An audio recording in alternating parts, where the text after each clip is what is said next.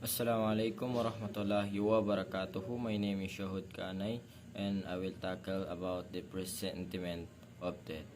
So, Rizal had a bad dreams during the night in Brussels. So, noong gabing yun na nasa Brussels si Rizal is nanaginip siya ng isang pangitahin ng maagang kamatayan at ipinaalam niya sa pamamagitan ng liham noong ika-11 ng Hunyo 1890.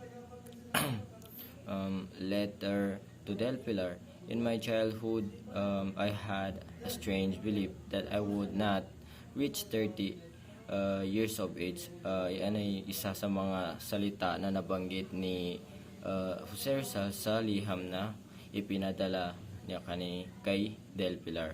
So, isa pa ron ay sabi ni Jose Rizal doon is I am preparing myself for death. Every day is my true name. Ika nga ni Jose Rizal.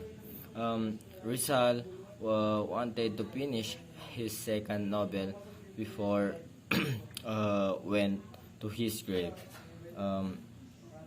Nang dahil sa panaginip na yon, nalungkot si Jose Rizal at gustong-gusto niyang matapos ang pangalawang nobela na kanyang ginagawa bago siya mamatay upang mabasa ito ng mga tao or upang mai-publish itong novel na kanyang ginawa. Preparation to go home.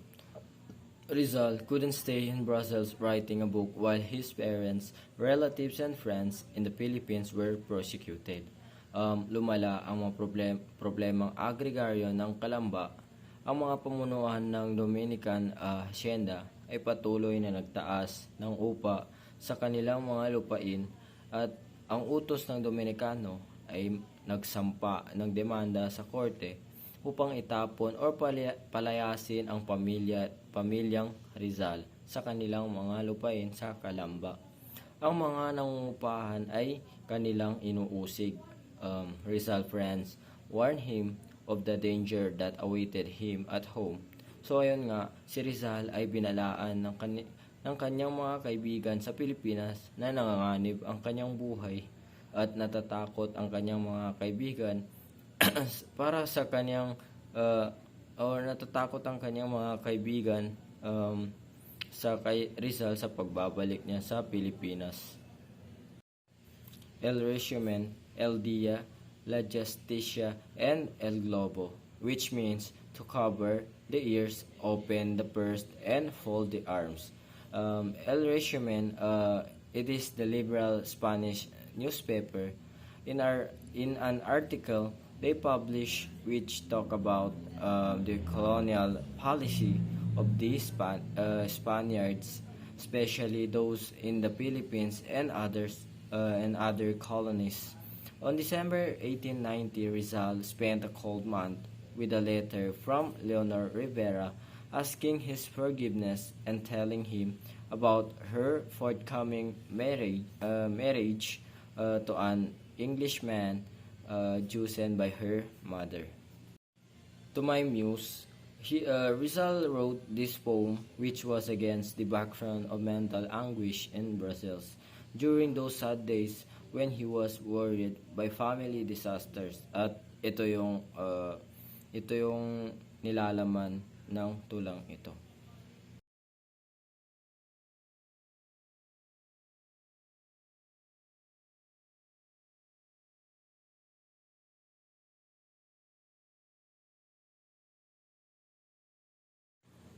Two things brought some measure of cheer to the despondent Rizal as he was preparing for his trip to Madrid.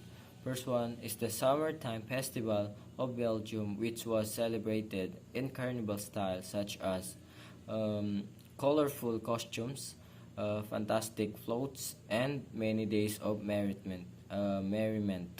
The second one, his romance with Petite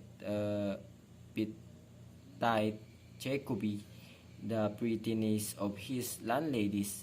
Rizal was so charming and dignified a gentleman. The Petite Susan was attracted to him, and he was lonely in a strange country, and Leonor Rivera was so far away to him. And like other women, such as Segunda Katigbak, uh, Orang Valenzuela, Leonor Rivera, Osisan, Getty Biquet, Consuelo Ortiga Y. Perez, and Nelly Baustrid, and Susan fell in love with Rizal. Living in Brussels, Rizal left the young Susan a box of chocolates, and after 2 months, Susan wrote a letter to Rizal, and this is the letter of Susan to Rizal.